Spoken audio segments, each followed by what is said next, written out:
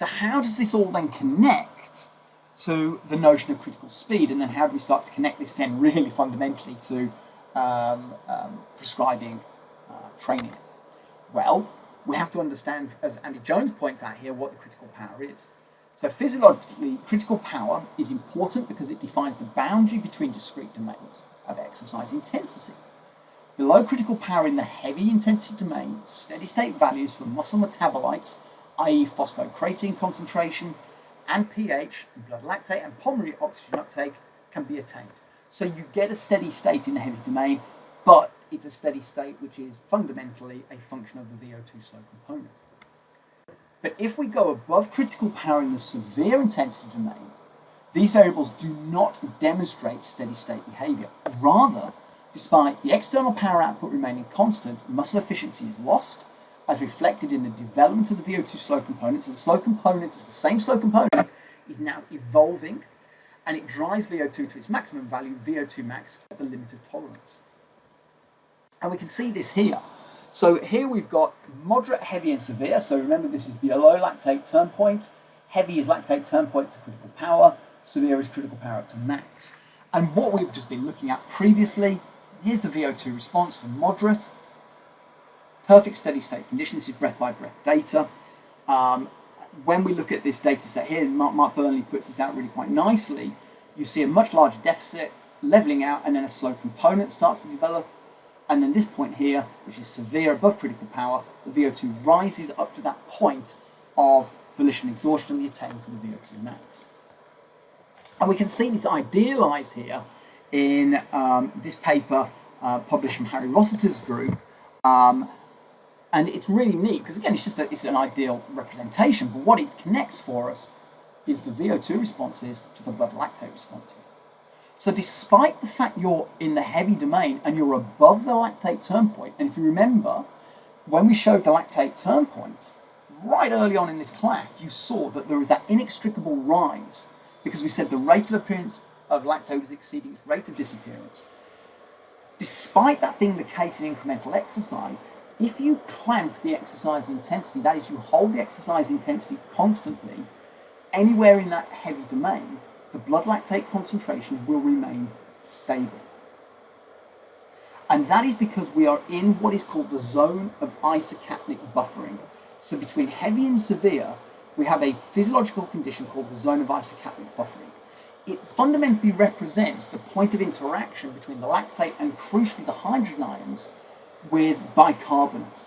And the buffering of the bicarbonate triggers the VO2 acceleration. This is a function, of course, of the fast twitch fiber recruitment, but it allows us to compensate for the lactate and hydrogen ions that are being produced. The net result is we don't get an ever-decreasing intramuscular pH.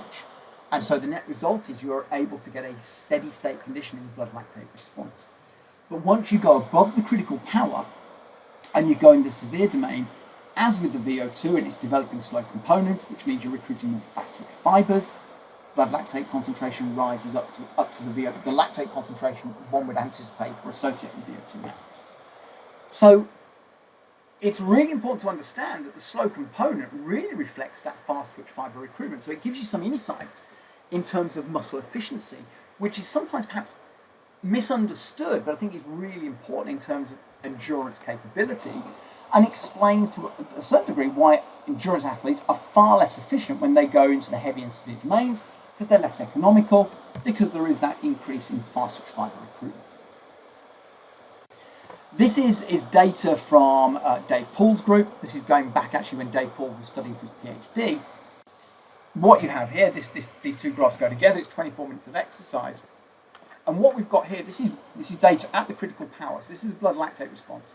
And what you'll see is, as we've already identified, the lactate concentration, you're above the lactate turn point, but the lactate remains stable. And you can see it's even developing like a mini slow component in the blood lactate response.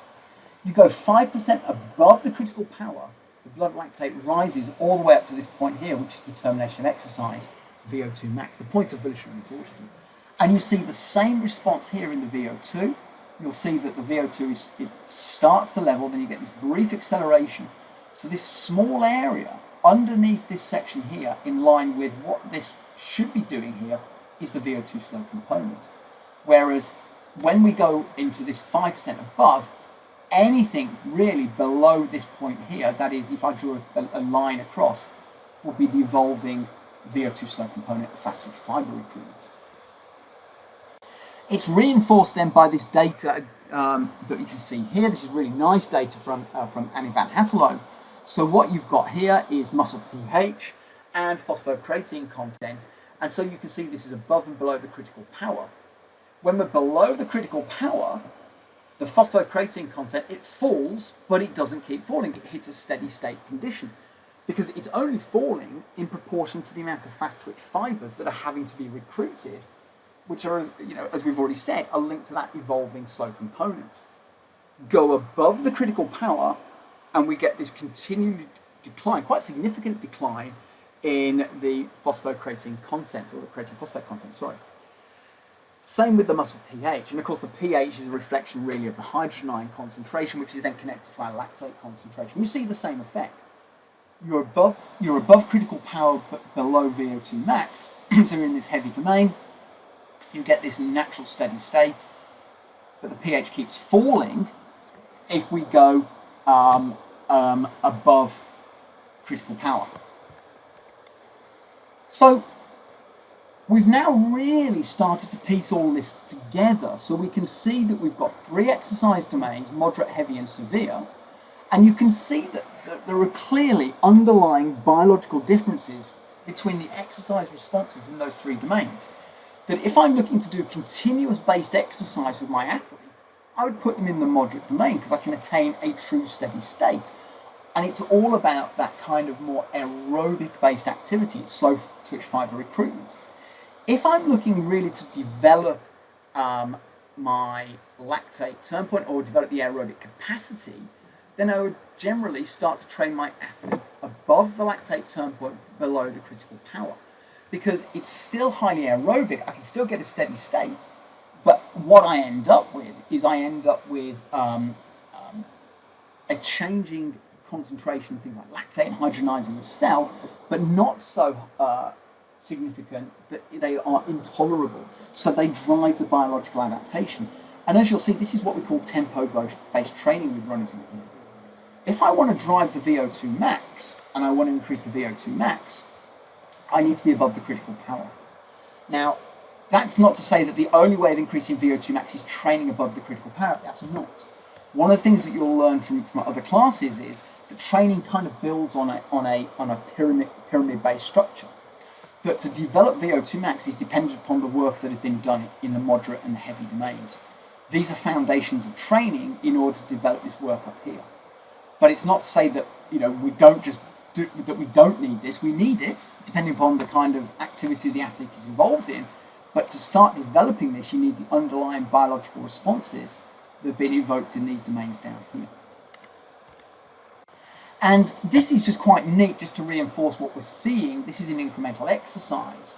So under incremental conditions, we can start to see what beyond the VO2 and the lactate response is what is going on physiologically. So you can see here the conventional response for VO2 is it's a linear-like response against exercise intensity. So this is why one of the reasons that is often talked about, you can't use VO2, for example, to monitor training. Because as we saw with the heart rate early on, it doesn't reflect what is going on at a muscle-based level. So the same applies then if we look at our heart rate response. The same applies if we look at our cardiac output response. They're all linear. The one that's interesting is the stroke volume. So the stroke volume represents obviously the pumping capacity of the heart, the volume of blood being injected per beat of the heart. What's fascinating about this is in certainly perhaps less well-trained athletes, in highly trained this isn't the case, in less well-trained athletes, stroke volume levels out at around about 60% of the VO2 max. Well, if we kind of equate that, where is 60% of the, it's going to be around about this zone here. So if I'm looking to develop the pumping capacity of the heart, which is crucial for driving the cardiac output, it's no good training the athlete up here. And so one of the things that we start to get coaches to understand is you have to think about what the biological adaptations are that you're trying to develop. Right, I'm trying to develop VO2 max. Right, okay. But to get the VO2 max, you need to have a large cardiac output, which means one of the things I've got to have done is develop the stroke volume. So there's no point just pushing the athlete up here if I'm trying to develop stroke volume-based responses, or if I'm trying to drive a start of a morphological adaptation. The only thing that will drive up the cardiac output beyond this point is the heart rate. So this is why understanding those interconnections becomes really important.